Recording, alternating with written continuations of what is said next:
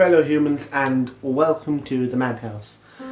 I'm sorry that I'm not in my normal location today, but I'm feeling a little bit down, so forgive me for indulging myself with a rather nice blanket and some homemade baked goods. I say goods, I mean a slightly burnt but still bloody delicious cinnamon bun. I also made quite a lot of bread in the last few days.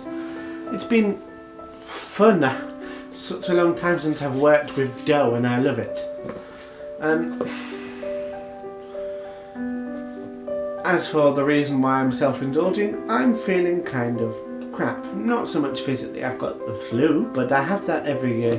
It's annoying, I booked my flu jab today.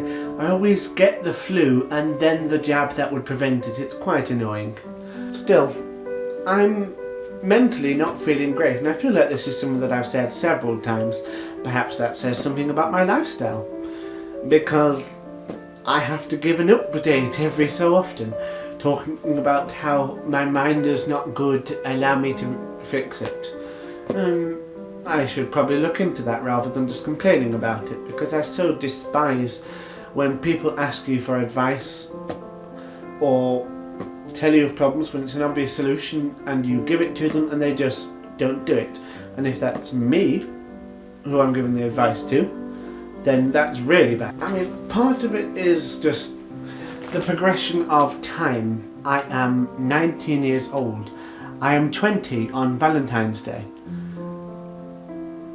which means that mathematically speaking I have spent a quarter of my life, or given the average male lifespan in my family, a third of my lifetime already. It also means it's nearly Christmas, that it's less than a year until I have to go abroad and study in Germany, working in German, hopefully as an English language assistant, where I'll be helping to teach children, or well, not necessarily children, it could be people from the age of 6 to 23 depending on where I go, but my aim is children. It terrifies me and I'm so very excited, which brings me a little bit to this book which came in the post today, Lost in Translation, which is an illustrated compendium of untranslatable words from around the world. And there was one in particular, if you'll allow me to find it, that had particular meaning to me. I mean, for one, there was Kummerspeck, which would be Das Kummerspeck, which literally translates as grief bacon, which is the excess weight we gain from emotional overeating, which is what I have been doing lately. See baked goods and popcorn. And why I'm emotionally overeating, I can't really say. It's not as though I've had a breakup, and I'm pretty fine with the fact that I'm single. Oh, who the hell am I kidding? If you're out there, person, love me. I'm not fussy. There, it's not me. Part of the things I would say the word I was looking for was a Swedish word which I'm probably going to butcher the pronunciation of, restfeber, the restless beat of a traveller's heart before the journey begins, a mixture of anxiety and anticipation. I am so very excited for going abroad, but absolutely terrified. I've not travelled very much before, and I have never been to Germany. The reason I want to go to Germany is because of a promise that my granddad made me when I was a child. He was born during the war, 1943. Why is the Second World War always the war? Why not one of the more current wars? It makes no sense. But he was, and he came from a military family. So one might think that out of anyone of his generation who often hate Germans for what the Nazis did, he would have a right to do so. But he didn't. He fell in love with Germany. He spent some time there as a child because military family, positioned in places, it happens. And then when the Berlin Wall fell in 1991, he went with my grandma year after year to both sides, east and west, although really it was all one at that point, until his health wouldn't allow him to do so. And he promised me that one day he would take me with him, but he was unable to fulfill that promise before he died. So I studied German so I can fulfill that promise for him.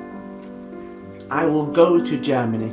I will make the most of it, and I hope to fall in love with the country. And I intend to bring a photograph of him, and we will be in that country together. I know it's silly because he's dead and obviously we can't be together, but I like the symbolism, the fact that it's something that never got to happen and should have happened. He died too young, and I say too young. It's a remarkable world we live in when 64 is too young for a man to die.